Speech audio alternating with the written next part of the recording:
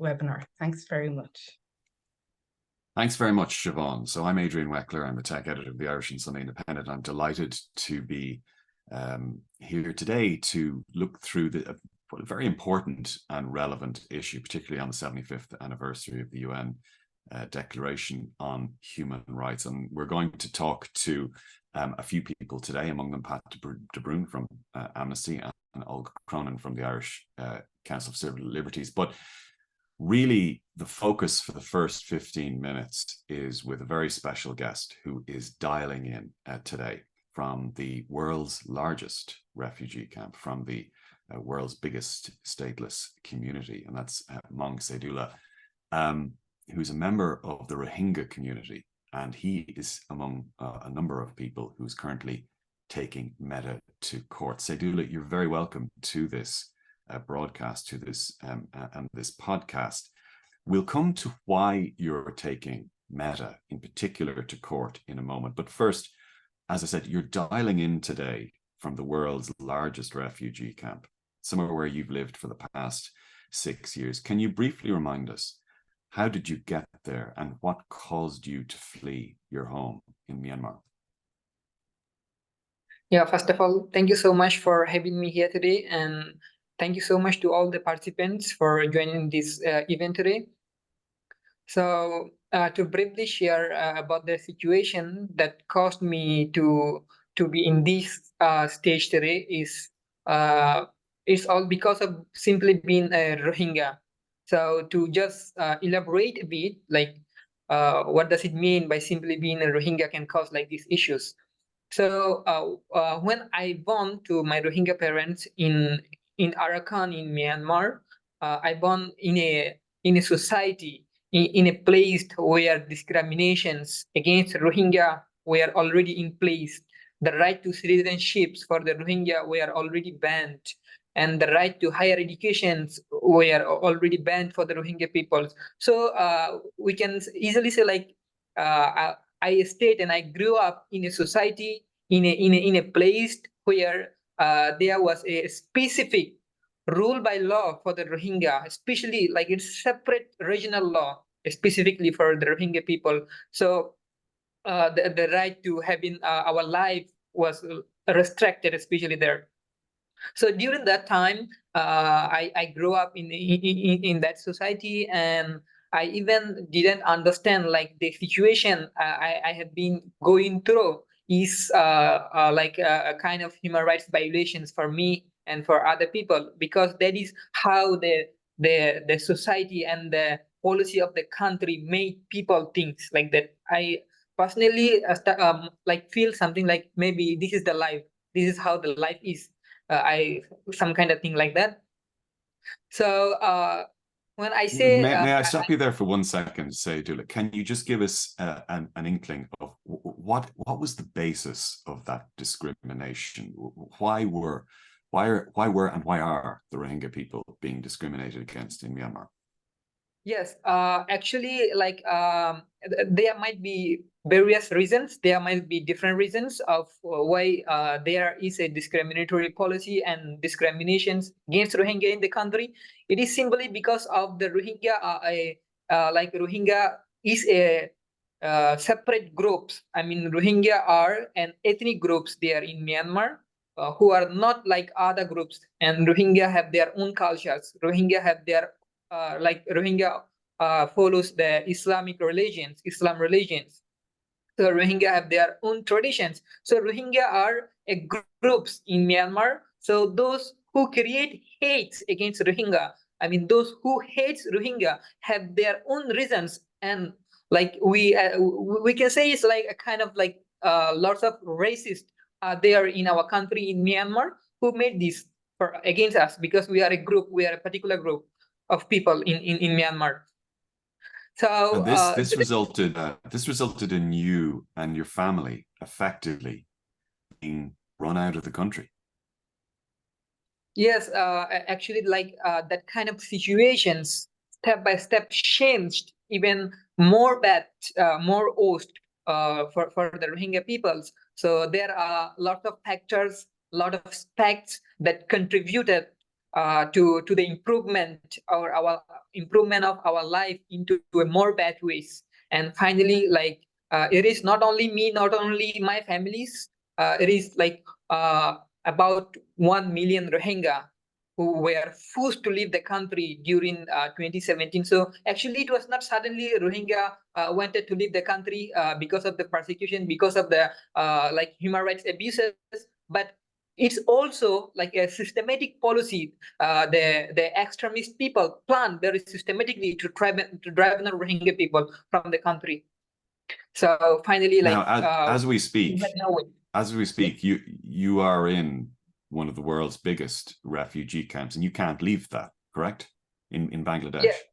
Yes. Now, we had left the country since 2017. So since 2017, most of the Rohingya people who left the country took shelter in the Cox's Bazar, which is known as the world's largest refugee camps. So now we are in the refugee camps, and the situations in the refugee camp is like very, very bad. I usually used to say the situations in the camp can be compared like the hell on earth. Now, you believe, and you're putting your words into action now, you believe that Meta and Facebook in particular had a negative impact on the fate of the Rohingya people, on you and your family, and on the cultural atmosphere in Myanmar. Can you explain why you think that is the case? What was it that Meta allowed, or Facebook allowed, to be posted, and how did algorithms make it worse? Okay, thank you. So when I say like we have suffered a lot in Myanmar, but we also have a history of good memories in Myanmar, especially when we look back to the history of Rohingya, to the history of Myanmar, then we will see there are also like good history. Rohingya people used to stay there like peacefully with all other people also there in Myanmar. But as I have mentioned earlier, these are the like some very like extremist people who wanted to make this happen against the Rohingya people. So what they did was like they exploited their agendas. They exploited misinformations. They exploited hate speeches against Rohingya people using Meta. I mean, on Facebook. So when people, what were they doing? What were they posting? How were they doing this? Yes, like there were lots of content on the Facebook. Let me give you an example.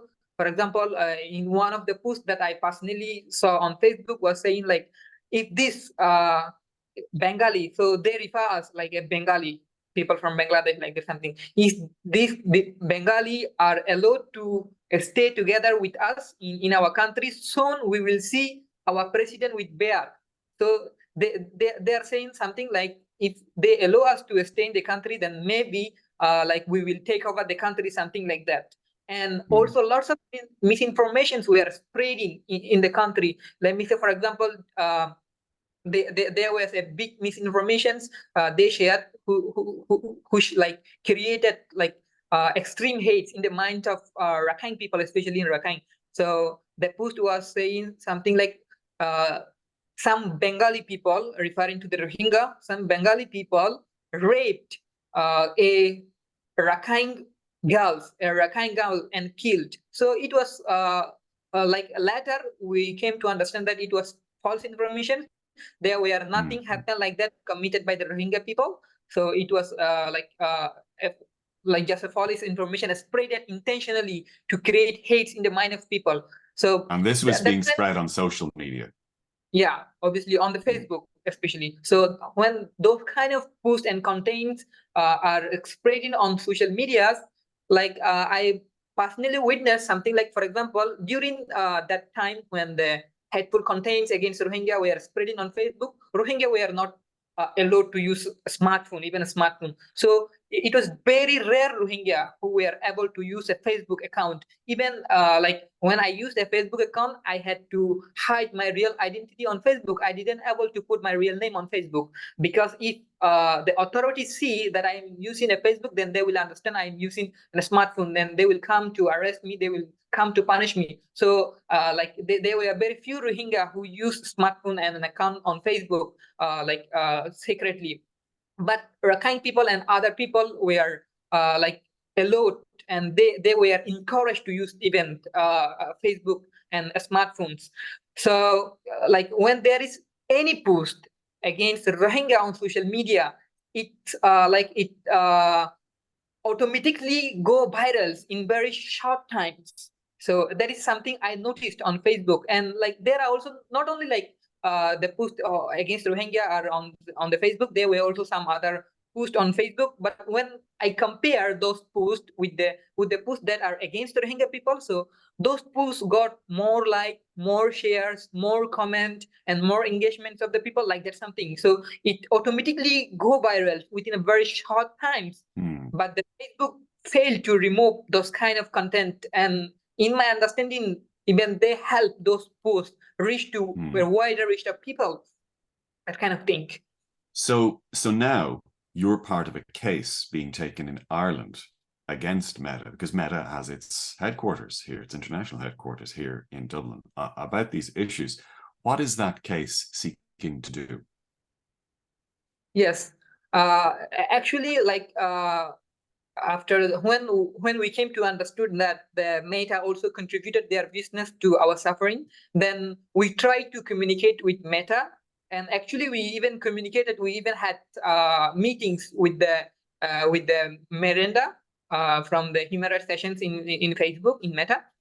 So we requested Meta to help us to help Rohingya people, so that Rohingya people can at least take some initiatives to run education program in the camps. But in response, what we received from Meta is it says like the Meta is not an organization, not a group who support people like us, something like that. Then we started thinking like how we can deal in these issues. And that is when like we came to understand there are also possible ways to take legal case against Meta, and that is when we came to understand about the like OECD guidelines. And the case now we are taking is according to the OECD guidelines in the Ireland. So that is when we decided to take a case against Meta. And in the case, what we are expecting from the case is first, number one is Meta must make sure that this kind of violations, this kind of contribution to the human suffering never ever take place again in the future. Because we understand the suffering, we understand the loss, we understand how it hurts. So we do not want other people also suffer the same in the future because of like this carelessness of the Meta, or intentionally carelessness of the Meta. So we don't want that. So in the case, we are focusing on that. And another thing that we are focusing is Meta have to pay remediations to the Rohingya people, because we have lost even our lives because of the thing. And I used to say that now we are the victims of genocides, and Facebook, the Meta, is a reason behind that, behind being victims of genocide. So, but now if even the Meta try, Meta will never be able to rebuild our life that we had before in Myanmar. So it must say, Dula, it must be very hard to try to put a figure when you mention reparations, to put a monetary figure on what you and your people have gone through. That being said, court cases are all about figures. What is it that you believe that this case is seeking to do in terms of reparations? Do you have a figure in mind? Yeah, so the reparations that we are asking from Meta is, let me say first why we are asking that, for example. So I was explaining that. So Meta will never be able to rebuild our life. So what remediation that we are asking from Meta is to do to operate some educational programs in the camp, so that we ourselves can try to rebuild our life. Because education is so that's where you are now in Cox's Bazar in Bangladesh. You were looking for Meta to support or to fund some infrastructure or some, as you say, education there. So actually, it is education does not only mean only having education program in Cox's Bazar refugee camp. So it might also include scholarship for the Rohingya student to to get access to higher education, like that something. So the amount that we are still saying to matter is like they have earned billions of dollars contributing their business to our suffering. So we are not asking them billions. So we are only asking them millions. So Meter have to pay us millions for our education purpose, for our education program. That is what we are asking from Meta. And in this case, yeah, we need help and we need support from every individuals. Okay, Sawyeddollah, let me come back to you in a few minutes, but I'm going to want to bring in Pat de Brún, who's the Deputy Director of Amnesty Tech and head of Amnesty's Big Tech accountability team. Pat, Amnesty did a fairly in-depth report on Meta's role in what appeared to be ethnic cleansing in Myanmar, and a pretty terrible episode. Let's talk a little bit about the tech and things like algorithms and what Meta did or didn't do. What was the big issue there from Meta's perspective? Hi, Adrian, and thanks for having me. It's great to be part of this discussion and to share the floor with Sawyeddollah, who I admire so much and who I've had the privilege to work alongside for the last number of years, supporting his community's pursuit of justice and reparations from Meta. And yeah, thanks for asking that question. I'm glad to have an opportunity to dive a little bit deeper into what exactly Meta's contribution was to these horrific crimes and atrocities that were perpetrated against the Rohingya in 2017. So I think, at the time after the ethnic cleansing campaign took place in late 2017, there was a moment of reckoning where people around the world, activists, journalists, really started to recognize that Facebook had played a really prominent role in these atrocities. And even in 2018, a United Nations investigation was conducted, and a report found that the role of Facebook in the outcome was significant. And that report called for more independent investigation into the specific role that Meta's business played in these outcomes, looking at specifically the connection between the business model of Facebook and Meta and how it directly contributed to harms. And we at Amnesty were in a position to answer that call and conduct a first of its kind investigation last year, asking that question: what was the true extent and nature of Meta's contribution to these harms? And this was enabled because of the disclosures from Facebook whistleblower Frances Haugen and other Facebook whistleblowers who in the last couple of years really enabled researchers like ourselves to look under the hood of Facebook and really see to get a clear understanding for the first time of how the algorithms which underpin the Facebook platform were promoting certain kinds of outcomes and content. So I'll zoom out a little bit for a moment just to set the scene and to complement, I think, what Sawyeddollah has already shared. But I think it's important to state that in the years leading up to 2017, Facebook really was the internet in Myanmar. It was the go-to news service, dating app. It was the social media site. It was everything. And that was actually partly because Facebook partnered with the Myanmar government to roll out internet access across Myanmar really rapidly as part of the Facebook Flex and Free Basics program. So partnering with the authorities to provide internet access to communities that didn't have access, on the proviso that all internet access had to run via Facebook. So Facebook quickly developed an incredible and unique monopoly over the internet market in Myanmar. Its influence and role in mediating the overall information environment there was really unparalleled and historic. And that was due to Meta's really aggressive market entry policy, where it sought to accumulate as much data as possible and gain as many users as possible. Now, from that period, from about 2012 onto 2017, Facebook became awash with anti-Rohingya hatred and incitement to violence. As Sawyeddollah mentioned, there was already long-standing discrimination in Myanmar targeting the Rohingya, but this really enabled this to spread to a level that was never before seen. You know, leading extremist hate figures that targeted the Rohingya have gone on the record to say this. They used to go village to village and deliver sermons about the supposed threat provided by or presented by the Rohingya.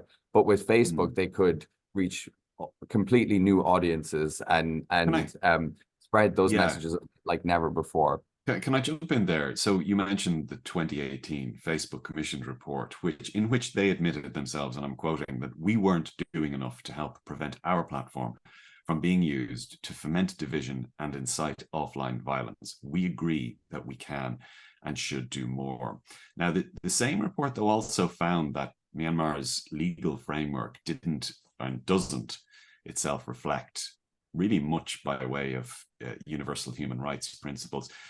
What of the argument that Meta and other big tech companies make that they operate within the environment of the country in which they are present, and that they follow the laws and the directions of those countries, and they follow the cultural direction of, you know, the people in those countries, even if they themselves, the tech companies, the executives, mostly based over here in Western Europe or the US, may not agree with those rules. But they say they've little choice to obey the rules.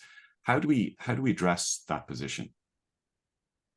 Thanks, Adrian. Yeah, I'm glad you raised that report. This is the human rights impact assessment that Meta finally commissioned after massive pressure after the atrocities were perpetrated. That report, I mean, it really typifies what has been the approach of Meta and other big tech companies to seek to present themselves as neutral actors that were misused by so-called bad actors. So that report clearly seeks to shift the blame from Meta itself and to lay that blame squarely at the feet of third parties, in this case, the Myanmar military and civic hate groups, which in Myanmar was often Buddhist extremist groups led by the likes of U Wiratu. Now, that narrative offensive was very effective, because I think most people across the world who were horrified by what happened in Myanmar basically accepted that narrative, that Facebook was misused, and, you know, they maybe they didn't do enough, but they learned their lesson. But the evidence that we now have, which we've been able to glean from the Facebook papers and from whistleblowers, clearly shows that Facebook was not a neutral actor in this unfolding of events. In fact, it played a very active, proactive role in promoting and amplifying specific kinds of content that specifically led to offline violence. And that's because— Do you mean through algorithms, or do you mean through other more overt proactive actions? I'm speaking about the algorithmic systems specifically that underpin Facebook. So the likes of the news feed, the ranking, the recommendation systems, these are not neutral. And the evidence clearly shows from internal Facebook documents, as we've analyzed in our research, that they are hardwired, they're designed, and this is a conscious choice to design these algorithms in a specific way to amplify specific kinds of content, that content that is the most engaging content possible. And that's because this is what is the most profitable outcome for Meta.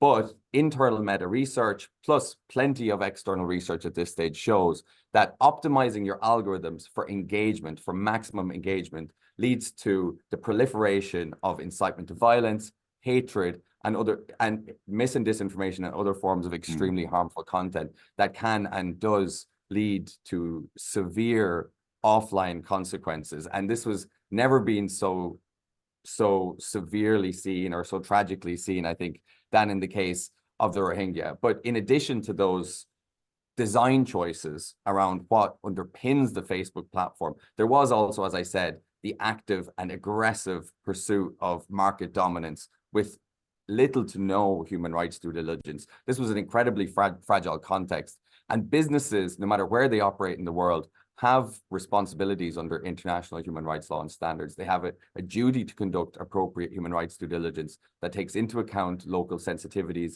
contexts, and risks. And what we saw, the way Meta entered the Myanmar market, was living true to its old motto of move fast and break things. It entered that market as quickly as possible to make as much profit as possible with little or no concern for the human outcomes. And over the years that followed, they can't say they weren't aware. We documented at least 15 occasions where activists, academics, experts who are watching the situation in Myanmar and seeing the risk of mass violence growing day by day, and the very clear role that Facebook was playing in enabling that risk and growing that risk. They went to Menlo Park, they went to Facebook, they went to senior executives, they pleaded with them to act, to take action against this massively increasing risk that Facebook was contributing to, and the company repeatedly failed. So certainly the algorithmic systems, I think, are really the key driver of what enables this level of spread of this kind of harmful content. But there were many other failures that contributed to this horrific outcome as well. Okay, let me bring in at this point Olga Cronin, who's a senior policy officer at the Irish Council for Civil Liberties. Olga, algorithms, this seems to be at the root of a lot of the issues that came up in Myanmar. And we also see it at the root of other incidents and flashpoints, some of them which are much closer to home. But let me just start with the algorithms piece, because there's often a call for social media platforms to switch algorithms off or to be much more judicious about how they're used. And what those companies say, whether it's Meta or particularly TikTok, they say it's the algorithms that actually attract people to the social media platforms. That discovery, for example, isn't possible or is much less effective without recommender systems and algorithms. How should we address that issue, in your opinion? Thanks, Adrian, for having me on. I think it should be put out at the beginning that, you know, we should really be deciding what we're reading and sharing and seeing when we go on social media. I don't think it should be fed to us by big tech. And that's exactly what algorithms do. That's exactly what these recommender systems do. They find emotive videos, they find emotive posts, and they expose them to large audiences, to exactly like Pat said earlier, to maximize engagement, which then maximizes their profit. There's no reason there's no actual reason for us to have these systems. You know, there was a court case. So can I just to go back to the question again. So once again, the virality, for example, of videos or of posts, mostly it seems to be funny animal videos, cat videos, comic songs, that sort of stuff. And you take particularly say a social platform like TikTok, which literally just is an algorithm. That's literally the reason that people go on to TikTok and they stay for a while there. Without those recommender systems and algorithms, wouldn't social media platforms be completely different? Well, yeah, I mean, I suppose if we it's probably worth actually taking a moment to see how we got here, right? So like, you know, the internet was relatively horizontal, you know, and decentralized in the 90s and the noughties. If anyone here is young enough to remember, or old enough rather. But back then there was a blog culture, right? You had a hyperlink, people shared hyperlinks, and you kind of, you know, traverse the internet by going from link to link. But all of that changed with these opaque algorithms. And they are dependent on streamlined surveillance. There's just no other way about it. They're dependent upon our data. They're dependent upon our behavior. And that's what started that fueling and that manufacturing of artificial amplification of that virality. And we're seeing the consequences of that now. You know, we're kind of coming to it late. And I mean, the situation in Myanmar and how Sawyeddollah, you know, explains there, like that is worlds apart from, let's say, what happened in Dublin on November 23rd, because I know, obviously, you know, that's another part of the discussion. So what's happened, they are worlds apart in terms of what happened, but what does thread them together is these recommender systems, because, you know, and the thing is, like, this isn't really, the issue isn't, it's neither new nor, you know, a secret. Like, we've known since at least 2016 that these digital platforms have understood that their algorithms are so problematic. Meta's own research in 2016 said that, you know, they said that 64% of all extremist groups are due to our recommendation tools. Our tools, our systems are growing the problem. And, you know, I could list off others, but this is known, and this is why from ICCL's perspective at least, we are calling on the recommender systems to basically be turned off. Be turned off completely. Be turned off completely. Yeah, I mean, like the Digital Services Act goes some way to this in terms, because it basically says that people can opt out, or they have another recommender system based on, maybe not on based on their profile. But we feel that there's just no reason for them to be there. They should be turned off by default. And in fact, default, whereas because at the moment they're turned on by default, you can actually turn them off. TikTok, I'll go back to TikTok again. You can actually completely turn off the algorithm if you want. But number one, it's on by default, and by then you're hooked. And number two, the number of people that go and do that and actually turn off the algorithm is tiny. Exactly. And the thing is that, like, this is so important because, there is a trend around the world where, regulations are being passed to police the internet. And Sawyeddollah just explained a situation that was terrifying there in terms of how certain regulations by certain governments in certain jurisdictions, that can go very, very wrong. So, but a part of that issue as well is that regulations focused on taking down certain content and leaving certain content up in such a linguistically diverse world is really, really difficult. And we're swimming against the tide of that algorithm amplification. And really, if we're to take any step that will have an impact, I think we believe that this is it. So, of course, there's other things that have to be done, right? Like, people should be able to there should be reporting mechanisms available to people who are users so that they can report things. They should get a response, in a timely manner. They should get an explanation, a full explanation as to why something is either kept up or something is taken down. There should be robust trust and safety systems. And I should mention that, and again, it's kind of harking back to Francis Hagan's papers, but like Adrian, you and I are here in Dublin, and, there are trust and safety mechanisms that surround our use of social media that are not available in other jurisdictions, predominantly in places where English is not the language that's predominantly spoken. And we've seen this with several studies by civil society organizations, for example, the public interest firm, the Legal Resources Centre in South Africa, working alongside Global Witness, where they set up situations where they take out ads in Meta, the ads that they created with real life examples of incitement to hatred, where people talk about killing other people, and they put them through the process of to see if the ad will go through, and they do go through. But obviously they don't actually get published because the group setting that up cancels it before it goes through. But so the process can be very, very leaky with very dangerous, potentially dangerous results. And now you mentioned that we are here in Ireland, which is a relatively stable, relatively safe, relatively well regulated country from the point of view of social media. But even here, it can hit home. You mentioned the riots of November 23rd in Dublin. I was in the middle of those riots for 3.5 hours. And what I saw when I arrived at 6 o'clock was a very angry, small to medium-sized crowd that soon became an absolutely gigantic crowd, the size of which I've never seen before in Dublin.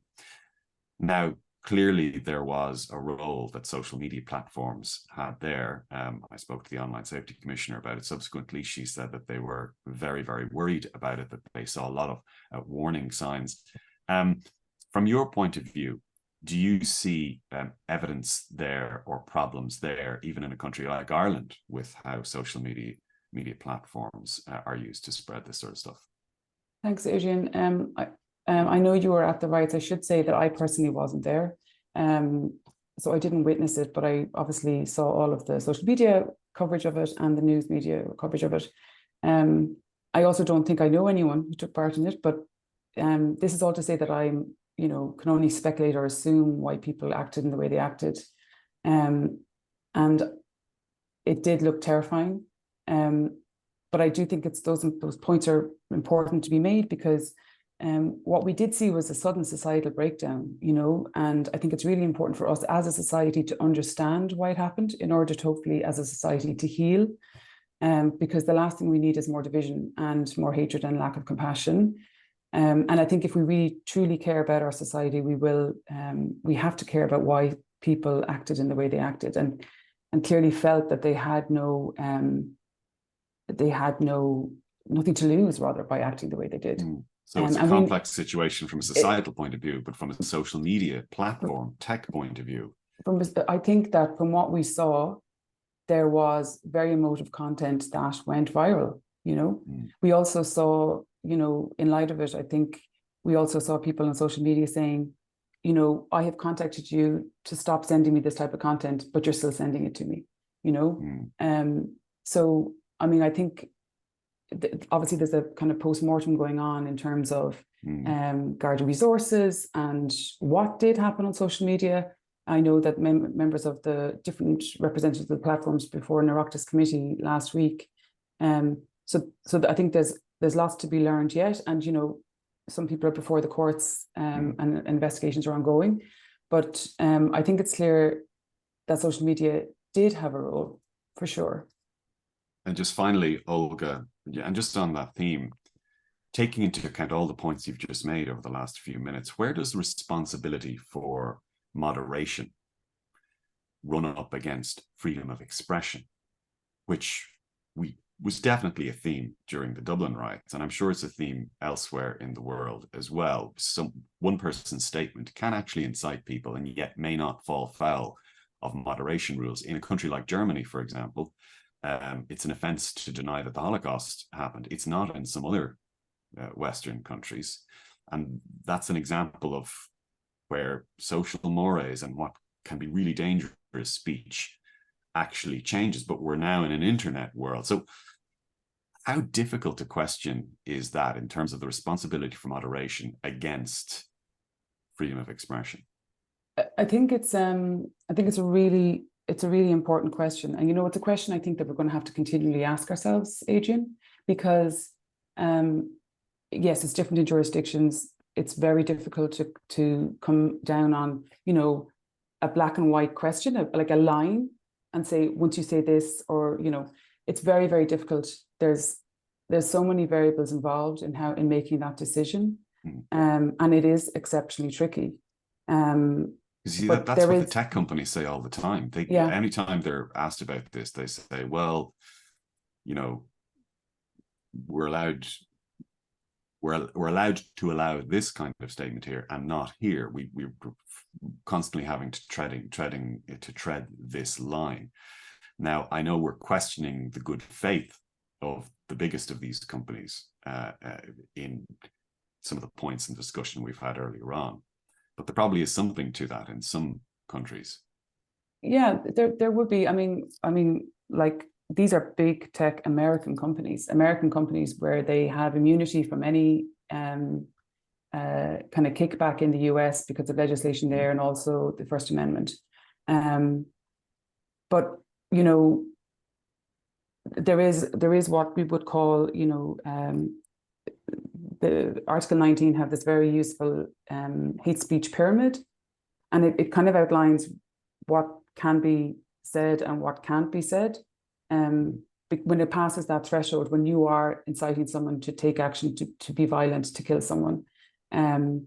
So there are things that can be said, but there are things that can't be said. And it is very, very difficult, and it is very, very tricky. And going back to this idea, or the reality that we do live in this extremely diverse linguistic world, and because we have to have human rights at the center of all our regulations when it comes to this, to protect all our rights and our safety, that's why it's so important for us to kind of really look at the design of these systems and the process of these systems, because with great power comes great responsibility, and you can't just say that, you know, legislators must give us a 10,000-page document on every single rule.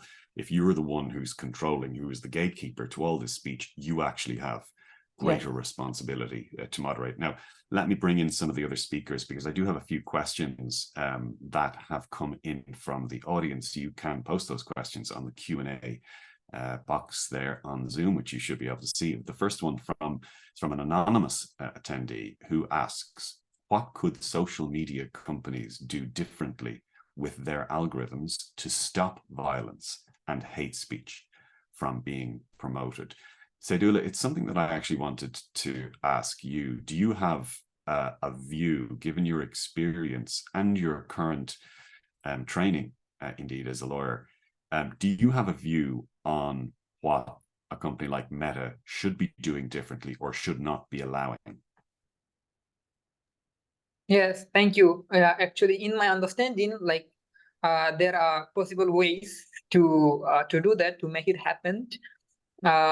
So when we say hateful contents and misinformations against Rohingya spread like very quickly in Myanmar, so there is also something like a failure of the Facebook in content moderation.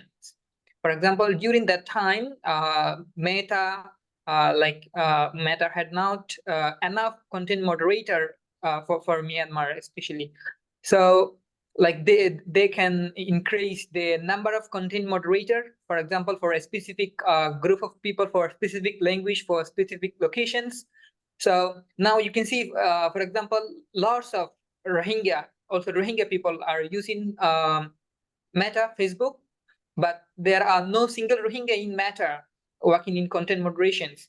In that case, like there might be some also concerns in people's mind, like Rohingya does not have their written version of language, for example, but still Rohingya, most of the Rohingya I can see is using like a Rohingya language in English on social media. For example, we say Rohingyalish. So people are using Rohingyalish on Facebook, but there is no one working to moderate those content, and no one will understand unless there is a Rohingya who is seeing everything. So metas also must include like this scene, the variety of like geographical location and specific groups of people and language, like that things. And also like when there must be also some system, some policies they need to review specifically in the policy of Meta.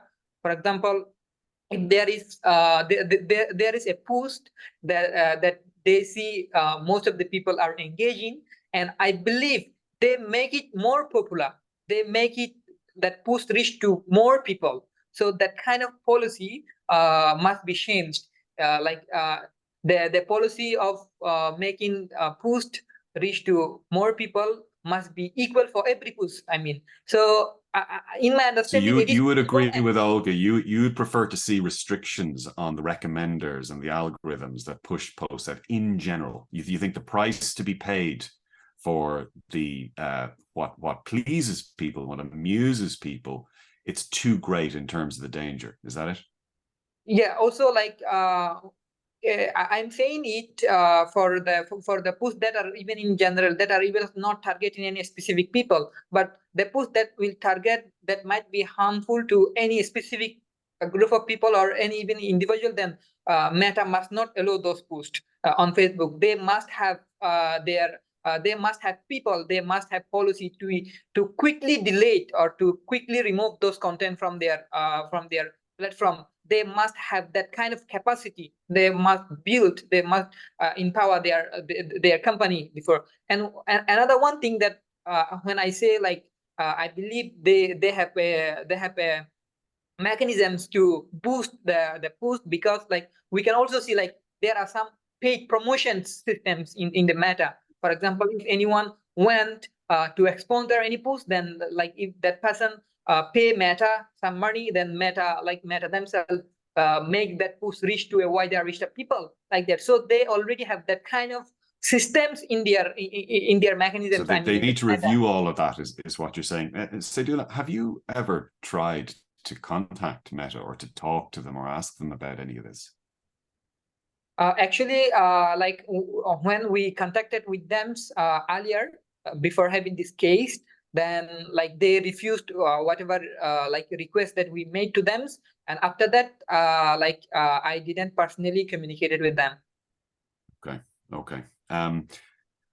I have another question here.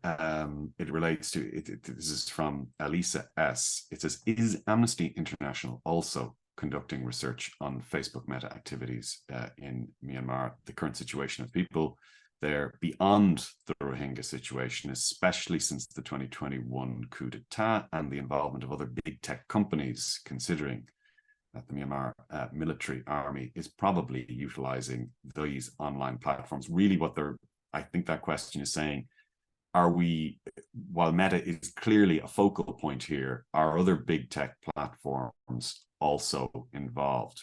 Maybe Pat, would you review on that?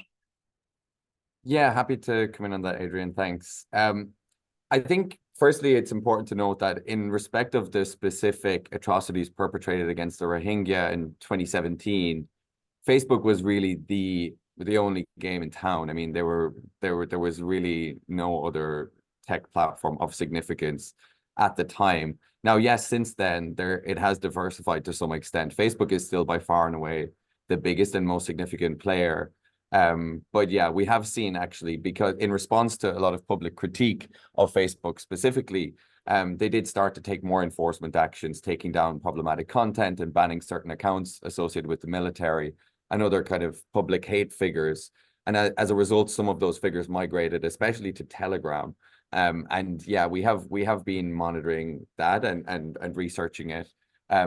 Telegram has been extremely unresponsive as a company, unfortunately not at all responsive to public criticisms, and a lot of organizations, our partners, have been very critical of the company for its failures. And you know, to give Meta some credit, I think they have sought to improve matters when it comes to content moderation in Myanmar. But I think ultimately it goes back to the conversation you were just having and to Olga's points, that content moderation alone, improvements to content moderation are welcome. Content moderation is important and it must be done well. It must be adequately resourced.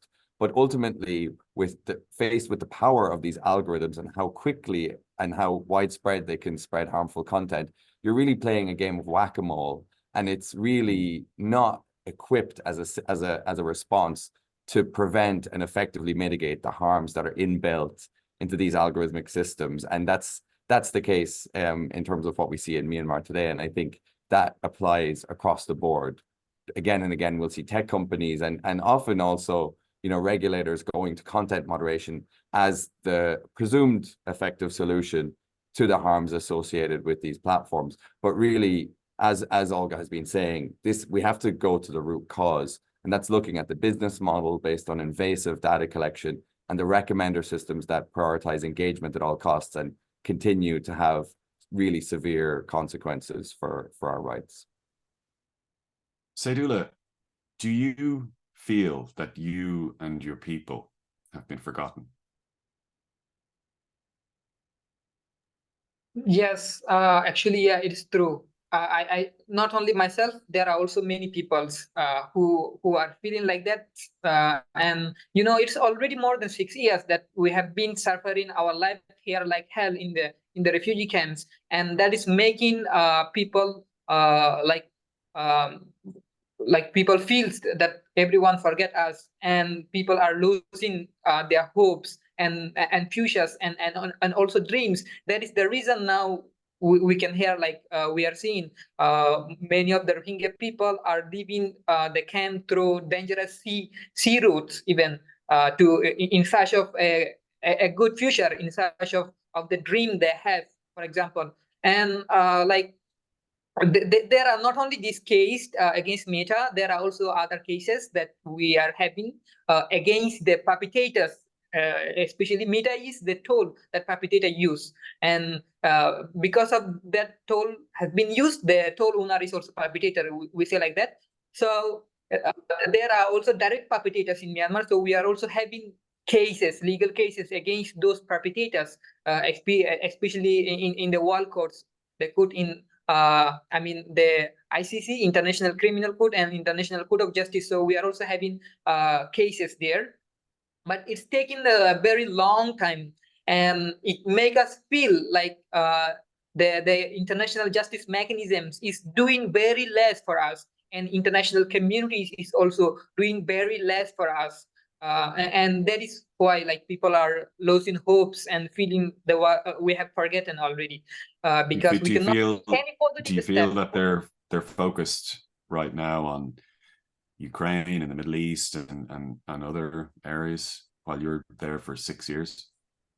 Yeah, actually, I will not directly mention like that, because like the situations in Ukraine, situations in Israel-Palestine conflict, so those kind of situations are also important for world leaders to focus and to give their intentions and try to resolve the issues, because those people are also human like Rohingya people. So Rohingya are not the only people suffering. Those people are also suffering. But the main thing is that what we really want to see the world leaders do is everything in a fair way, not to like show the double standard, for example. But in most of the cases, what we see is like most of the world leaders are like playing double standard roles in some situations. So that is how also it make us feel like feels bad or low level than other people.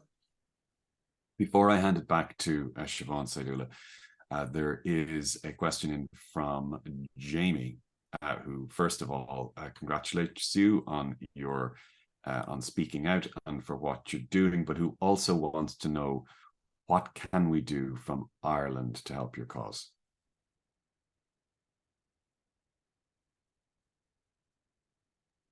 So yeah, yeah. Thank you so much. So what we need is solidarity and support and coming together with us to speak out, because it is not only from the Ireland. We need people from all over the world to help and come forward, because like when we say we are taking a case against Meta, then it seems like it sounds very interesting, because like Meta is like a very big company. They have like powers, they have reached like they have power of money, they have power of what's everything. So like comparing to the Metas, to the Rohingya people, like we can say Meta, I usually used to say that actually Meta is like a big elephant, and we are just some small ant in front of the Meta, in front of that elephant. So but like when the ant come together, so when there are lots of ant, then there is a possibility to defeat the elephant. So we need support, we need people to support us and to stand in solidarity with Rohingya peoples. And especially now like there are different campaigns supporting our case against Meta. For example, people from Ireland can sign petitions of the Amnesty International. So I believe we already have the link in the chat box, so they can write a letter to the Mark Zuckerberg, and they can also mobilize other people to do the same. So that is what we want, because we are in need of solidarity. We are in need of support to come together and speak out together with us. Thank you. Well, thank you very much for joining us today, Monk Sawyeddollah.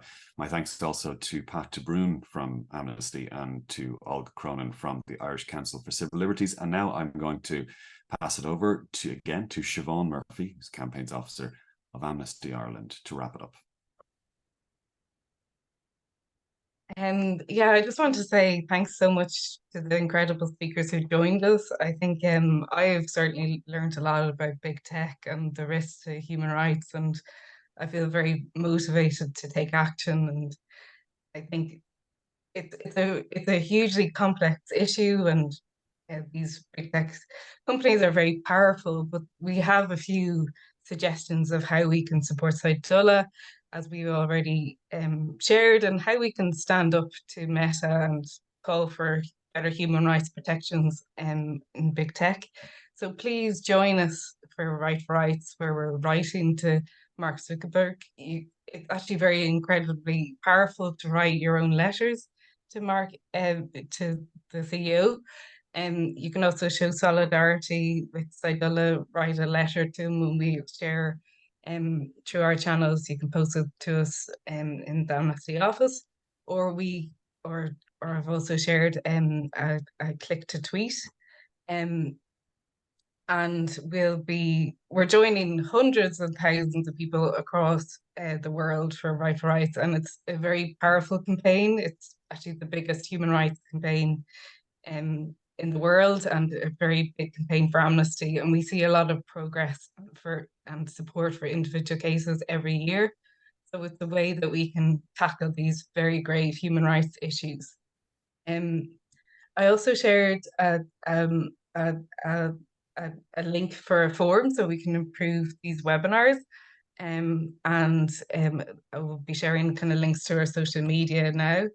And also just want to say a very big thanks to Adrian Weckler from the Irish Independent for hosting this webinar and facilitating a very, very incredible discussion on this big tech risk to human rights.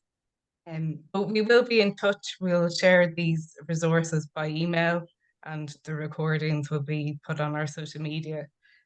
So our actions will continue to support human rights protections and to stop these violations that big tech are causing. So thank you, Adrian, Pat, Olga, and Sawyeddollah. It has been an incredible webinar, and we really hope that we can show support from Ireland, especially that the case is going to be heard in Ireland. So thanks very much. We'll end the webinar now. Thank you. Thanks, everyone. Thank you so much. Thank you.